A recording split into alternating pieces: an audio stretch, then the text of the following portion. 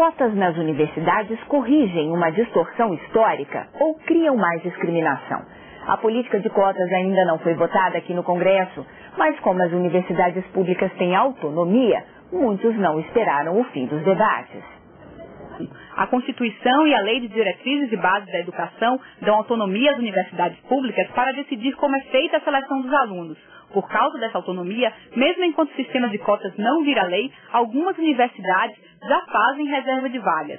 Uma pesquisa realizada pelo programa Política da Cor da Universidade Federal do Rio de Janeiro revela que 38 universidades públicas, estaduais e federais já implantaram um sistema de cotas.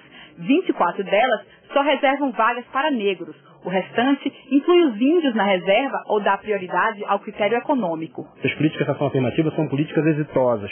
Universidades que antes da cota tinham 4% de estudantes negros em cursos como de medicina, hoje tem 40% de negros no curso de medicina, sem que isso tenha representado uma queda na qualidade da educação superior daquele curso específico. Os cotistas da Unifesp, ao término do primeiro ano letivo do programa, eles têm um rendimento tão bom quanto qualquer outro não cotista, embora eles venham de estratos sociais diferentes. Já o projeto de lei das cotas, que está sendo discutido aqui na Câmara, dá prioridade aos alunos que cursaram o ensino médio em escolas públicas. A proposta é reservar pelo menos metade das vagas para esses estudantes.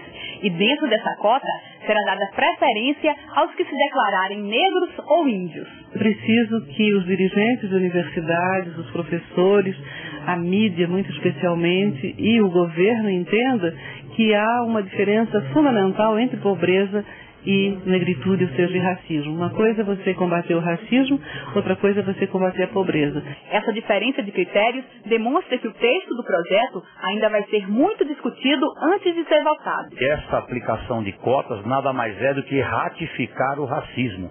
O negro não é inferior ao branco, nem ao amarelo, nem ao pardo.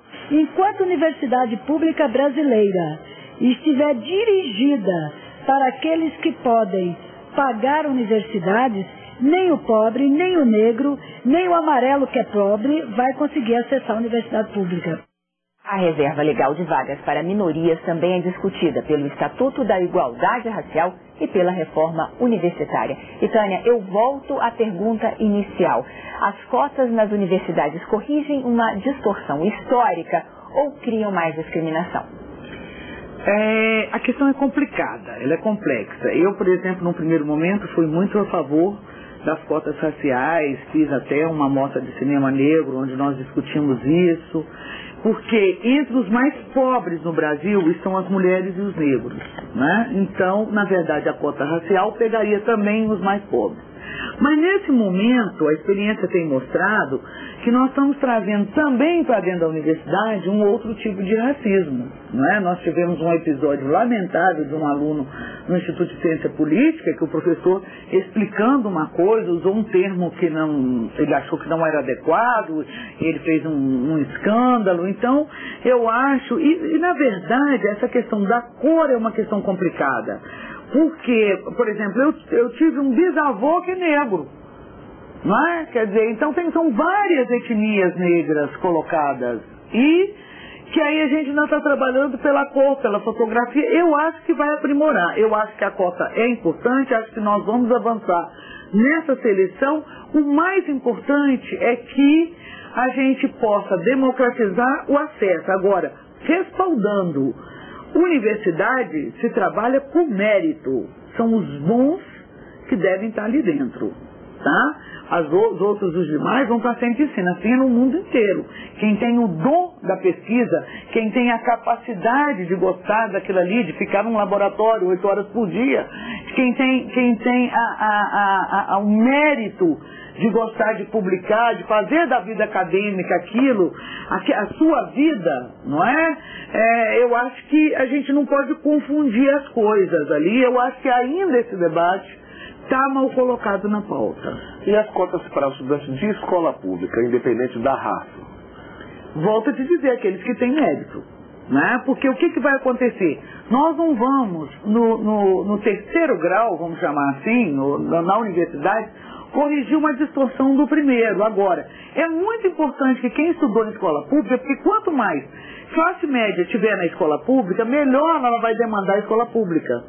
Né? Por quê? Porque ela vai fazer pressão, vai ter melhores professores, os conteúdos melhorados, porque os pais têm mais escolaridade, os pais vão participar mais daquilo. Então, eu sou super favorável, né? A universidade pública para a escola pública, não é? Certo. Hoje é o Dia do Idoso e o Jornal Globo traz uma notícia nada animadora para quem tem mais de 55 anos de idade. Aqui no Caderno de Economia, 1/4 dos aposentados volta ao trabalho. Estudo do Instituto FEComércio do Rio de Janeiro mostra que a necessidade financeira é o principal impulso para o retorno. Por necessidade financeira, por não querer parar de trabalhar para ocupar o tempo. São diversos os motivos que levam 23,7%, ou seja, quase 1/4 dos aposentados cariocas a voltar ao trabalho. Pesquisa divulgada ontem pelo Instituto FEComércio do Rio de Janeiro mostra que os autônomos são maioria nesta população acima de 55 anos que está aposentada e a necessidade empurra 72,5% deles de volta ao mercado. Professora Tânia, a gente pode considerar a situação dos aposentados também uma discriminação? Lastimável, sobre todos os pontos. Lastimável. Se tem uma situação, as pessoas falam muito das crianças no Brasil, eu vou falar dos idosos no Brasil. É vergonhosa. Eu tenho colegas que se aposentam e que têm que topar qualquer coisa para terminar um mês. Os planos de saúde, quando você tem uma faixa etária 49 anos, 50 anos, 55 anos, ele começa a aumentar vertiginosamente, não é? As fontes de financiamento para casa própria, quando você é idoso, o juro é muito maior, porque ele tem medo de você morrer e ficar aquilo ali para aquela conta para o sistema financeiro de habitação, não é? Eu acho que é o efeito Bezoini, né? Nós temos que eu me lembro que o ministro da Previdência chamou os idosos para ele recadastrar fazendo filas, e teve gente, nós não podemos esquecer disso, não é? Que passou mal em fila, morreu em fila, não é? Então vai ficar como o ministro que ajudou muito pouco os idosos brasileiros, né? Eu acho que nós temos que rever essa posição. Nós estamos falando muito em cotas. Agora, o sistema previdenciário brasileiro, que todo mundo diz que ele está falido, há estudos que mostram que o empregador coloca a parte dele, o empregado coloca a parte dele, e a União nunca colocou a parte dele. Por outro lado também, tem toda a questão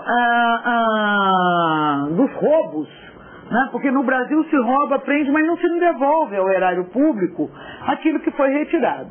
E terceiro, que as aposentadorias do Legislativo e do Judiciário cobrem em 3 vezes a do Executivo. Então tem aí também um outro fator a ser estudado, né?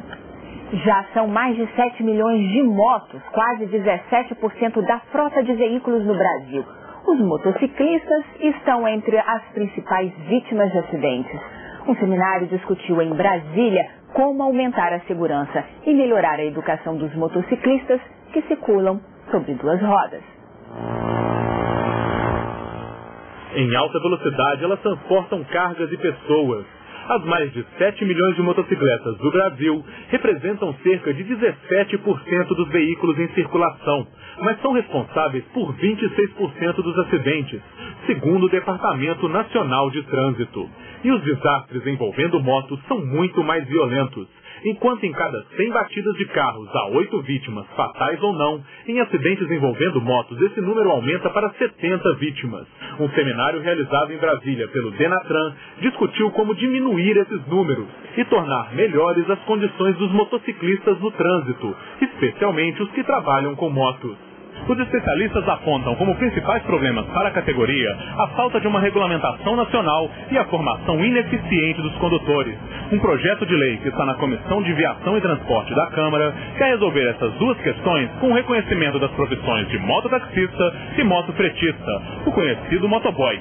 Então é necessário criar uma regulamentação específica para tratar e efetivamente regular essa categoria que vem crescendo e merece toda a atenção do poder público. Já existe a profissão de fato, mas de direito nós não temos reconhecimento ainda. E nós precisamos que esse reconhecimento venha através da regulamentação da atividade. Questões como a necessidade de se rever os exames práticos para tirar a carteira de moto, a reestruturação do treinamento dos instrutores e a possibilidade de criação de uma carteira especial para mototaxistas e motoboys são outras alternativas discutidas para a categoria. Os profissionais da área também defendem a oferta de cursos de formação para trabalhar com mais segurança. Uma formação prática boa garante para nós que os nossos condutores sejam peritos, que eles tenham uma perícia em dirigir. No final da linha, o que a gente pretende é que a vida humana seja preservada. E a vida humana, para ser preservada, nós precisamos reduzir a acidentalidade. O Ministério da Saúde gasta 5 bilhões de reais por ano no atendimento às vítimas de acidentes de trânsito. E agora, os últimos destaques dos jornais. Você tem uma notícia não muito boa, não é mesmo, Cláudio? Isso, notícia trágica aqui no Jornal o Globo. Brasileiros mortos em garimpo na Venezuela. Hugo Chávez admite uso excessivo de armas pelo Exército e promete punições severas. 4 garimpeiros brasileiros podem ter sido assassinados pelo Exército da Venezuela na última sexta-feira, quando os militares iniciaram um confronto com trabalhadores nas minas de La Paragua, no estado de Bolívar, sul do país. Segundo relataram os jornais locais, pelo menos 10 garimpeiros teriam sido mortos pelo Exército, dos quais 4 seriam brasileiros atraídos ao local pela riqueza em diamante. Em nota, o Itamaraty confirmou ontem à noite a morte de 2 brasileiros. Só para a gente terminar aqui mesmo no Globo, a notícia tragicômica. 221 veterinários, um hematologista. Rede municipal tem mais médicos para tratar animais do que outros especialistas. Infelizmente não é a situação só do Rio de Janeiro, né? Não, agora nós vamos procurar veterinário, viu, quando a gente passar mal. Professora Tânia, muito obrigado pela sua participação aqui na Primeira Página. Um bom dia. Bom dia. Obrigada e bom dia. O Primeira Página de hoje está terminando. Nós voltamos amanhã com outras notícias para você. Uma boa quarta-feira. E até amanhã.